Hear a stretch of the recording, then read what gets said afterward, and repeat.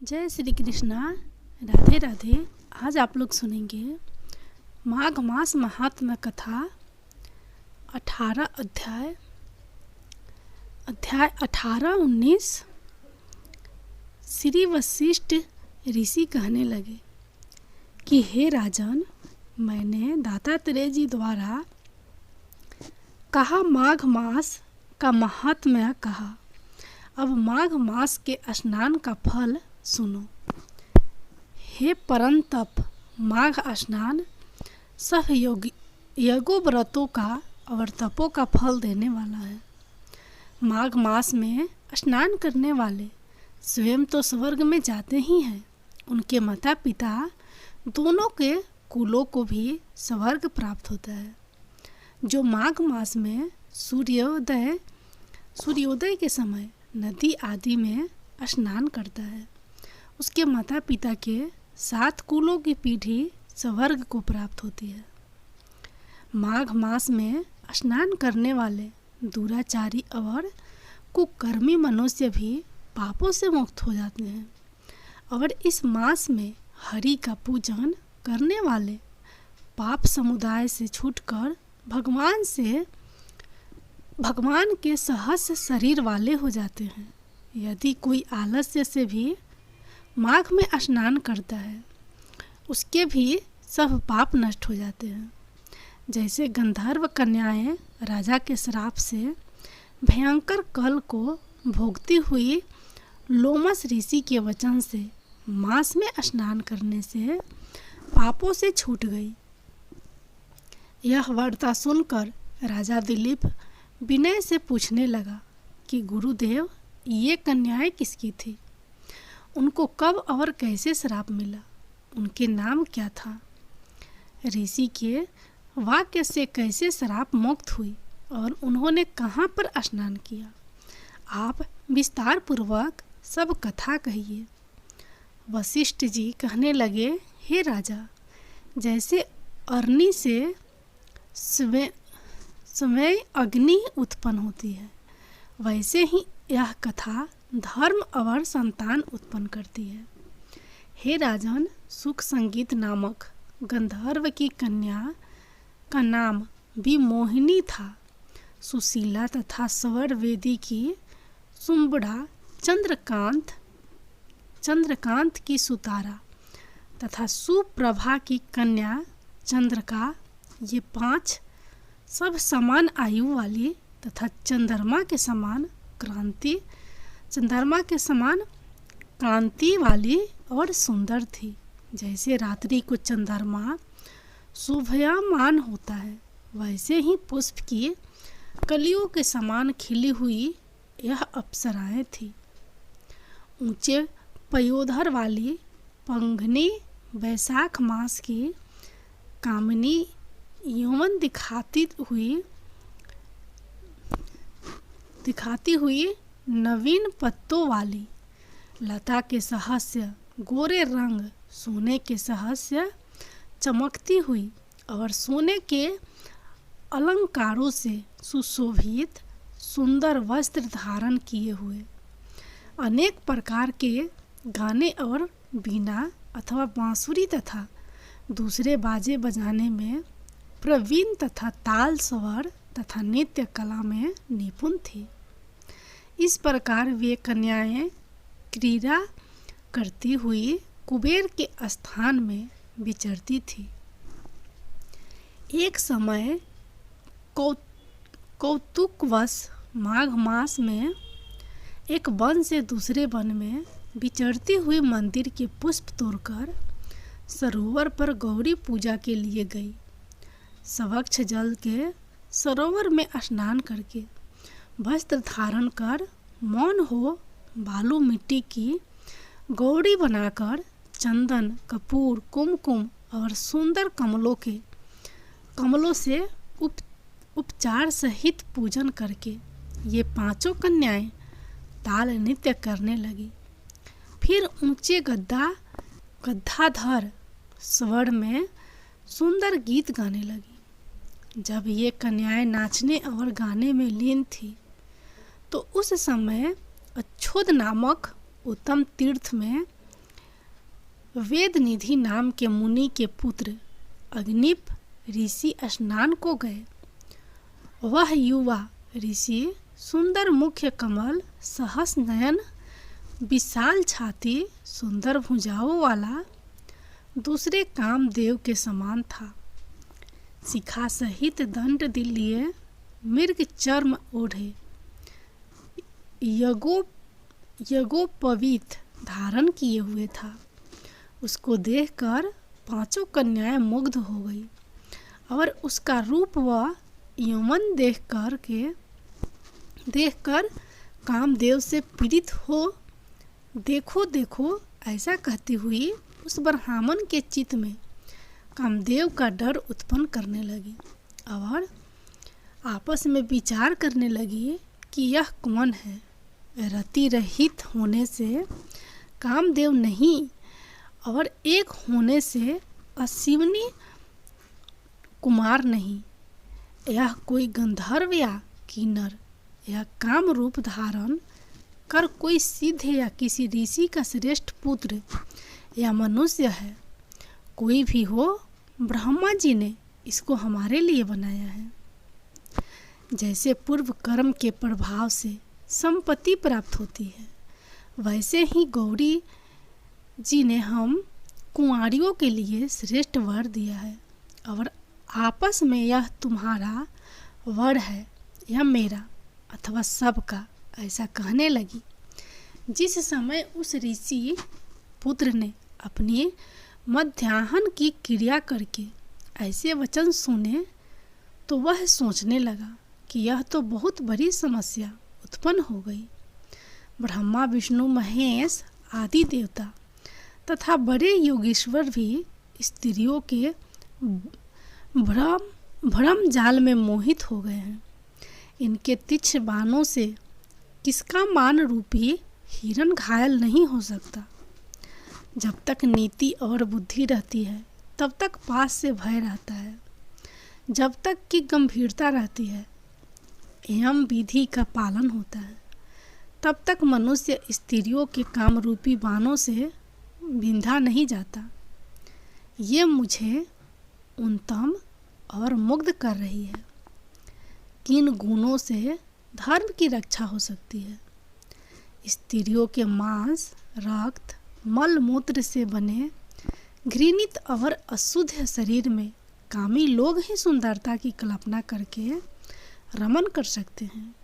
शुद्ध बुद्ध वाले महात्माओं ने स्त्रियों के पास रहना कष्टकारक कहा है। सो जब तक यह पास आए घर चले जाना चाहिए। अतः जब तक वह उसके पास आई वह योग बल के द्वारा अंतर्धान हो गया। ऋषि पुत्र के ऐसे अद्भुत कर्म देखकर वह चकित होकर डरी हुई चारों ओर देखने लगी और आपस में कहने लगी कि यह क्या इंद्रजाल था जो देखते देखते विलीन हो गया। और वह विरह की अग्नि में जलने लगी और कहने लगी कि हे कांत, तुम हमको छोड़कर कहाँ चले गए? क्या तुमको ब्रह्मा ने हमको विरह रूपी अग्नि में जलने के लिए बनाया था? क्या तुम्हारा चित्त दया रहित है जो हमारा चित्त दुखाकर चले गए? क्या तुमको हमारा विश्वास नहीं? क्या तुम कोई मायावी हो? बिना किसी अपराध के हम लोगों पर क्यों क्रोध करते हो? तुम्हारे बिना हम नहीं जिएंगे। जहाँ पर आप गए हो हमें शीघ्र ले चलो, हमारा संताप हरो और हमें दर्शन दो। सज्जन लोग किसी का नाश नहीं देखते। वह पांचों कन्याएं इस प्रकार विलाप करती हुई बहुत देर प्रतीक्षा करके अपने घर लौटी। जब घर में आई तो माताओं ने कहा कि इतना विलंब तुमने क्यों कर दिया? तब कन्याओं ने कहा कि हम किन्नरियों के साथ क्रीड़ा करती हुई सरोवर पर थी और कहने लगी कि आज हम थक गई हैं और जाकर लेट गई। वशिष्ठ जी कहते हैं कि इस प्रकार आस्य को छुपाकर वह विरह की मारी पड़ गई। उन्होंने घर में आकर किसी प्रकार की क्रीड़ा नहीं की। वह रात्रि उनको एक युग के समान बीती। सूर्य नारायण के उदय होते ही वह अपने आप को जीवित मानती हुई माताओं की आज्ञा लेकर गौरी पूजन करने वह कन्याएं वहां पर जाने लगी। उसी समय ब्राह्मण भी स्नान करने के लिए सरोवर पर आया। उसके आने पर कन्याओं ने वाह वाह किया। जैसे कमलिनी प्रातः काल सूर्योदय को देखकर कहती है, उसको देखकर उनके नेत्र खुल गए और उस ब्रह्मचारी के पास चली गई। आपस में एक दूसरे का हाथ पकड़कर चारों तरफ से उसको घेर लिया और कहने लगी कि मूर्ख, उस दिन तू भाग गया था लेकिन आज नहीं भाग सकता। हम लोगों ने तुमको घेर लिया है। ऐसे वचन सुनकर बाहु पास में बंधे हुए ब्राह्मण ने मुस्कुरा कर कहा, तुमने जो कुछ कहा सो ठीक है, परंतु मैं तो अभी विद्याभ्यास और ब्रह्मचारी हूँ। गुरुकुल में मेरा विद्याभ्यास पूरा नहीं हुआ है। पंडित को चाहिए कि जिस आश्रम में रहे उसके धर्म का पालन करे। इस आश्रम में मैं विवाह करना धर्म नहीं समझता। अपने व्रत का पालन करके और गुरु की आज्ञा पाकर ही विवाह कर सकता हूँ, उससे पहले नहीं कर सकता। यह बात सुनकर वह कन्याएं इस प्रकार बोली जैसे बैसाख मास में कोयल बोलती है। वह कहने लगी कि धर्म से अर्थ और अर्थ से काम और काम से धर्म के फल का प्रकाश होता है। ऐसा ही पंडित लोग और शास्त्र कहते हैं। हम काम सहित धर्म की अधिकता से आपके पास आई हैं, सो आप पृथ्वी के सब भोगों को भोगिए। उस ब्राह्मण ने कहा कि तुम्हारा वचन सत्य है, किंतु मैं अपने व्रत को समाप्त करके ही विवाह कर सकता हूँ, पहले नहीं कर सकता। तब वे कन्याएं कहने लगी कि तुम मूर्ख हो। अनोखी औषधि, ब्रह्म बुद्धि, रसायन सिद्धि, अच्छे कुल की सुंदर नारियां तथा मंत्र जिस समय प्राप्त हो तभी ग्रहण कर लेना चाहिए। कार्य का टालना अच्छा नहीं होता। केवल भाग्य वाले पुरुष ही प्रेम से पूर्ण अच्छे कुल से उत्पन्न स्वयं वर चाहने वाली कन्याओं को प्राप्त होते हैं। कहाँ हम अनोखी नारियां, कहाँ आप तपस्वी बालक। यह बेमेल का मेल मिलाने में विधाता की चतुराई ही है।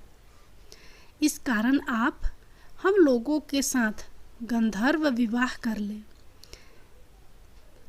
इनके ऐसे वचन सुनकर उस धर्मात्मा ब्राह्मण ने कहा कि व्रती रहकर इस समय विवाह नहीं करूँगा, मैं स्वयं वर की इच्छा नहीं करता।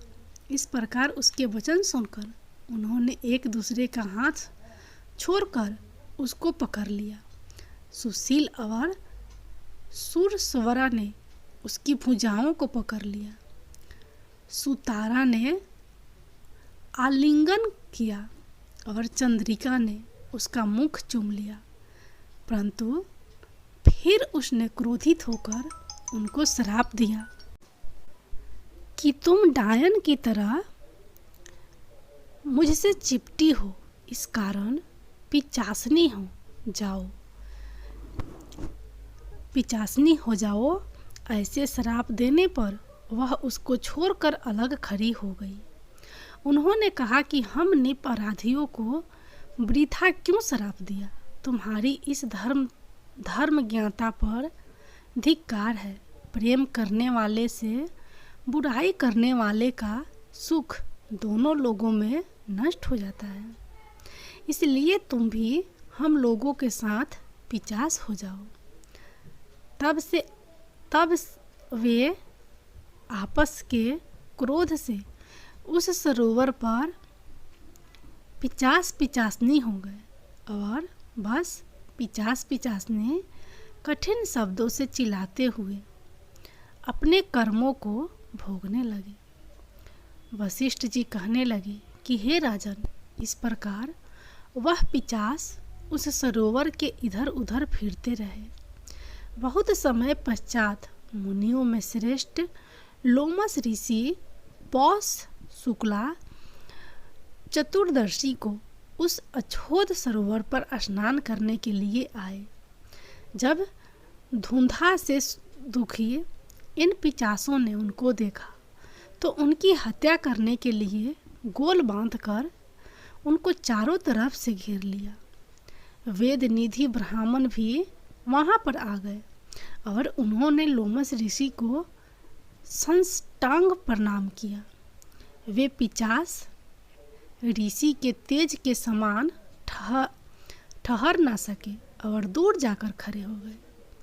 वेद निधि हाथ जोड़कर लोमस ऋषि से कहने लगे कि भाग्य से ही ऋषियों के दर्शन होते हैं। फिर उन्होंने गंधर्व कन्या और अपने पुत्र का परिचय देकर सब वृत्तांत सुनाया और कहा कि हे मुनिवर, यह सब ही शराब मोहित होकर आपके सम्मुख खड़े हैं। आज इन बालकों को निस्तार होगा, जैसे सूर्योदय से अंधेरे का नाश होता है। वशिष्ठ जी कहने लगे कि पुत्र के दुख से दुखी हुए वेद निधि ब्राह्मण के ऐसे वचन सुनकर लोमस ऋषि ने नेत्रों में जल भर आया और वेद निधि से कहने लगे कि मेरे प्रसाद से बालक को शीघ्र समृद्धि पैदा हो। मैं उनका धर्म कहता हूँ, जिससे इसका आपस का ज्ञान विलीन हो जाएगा।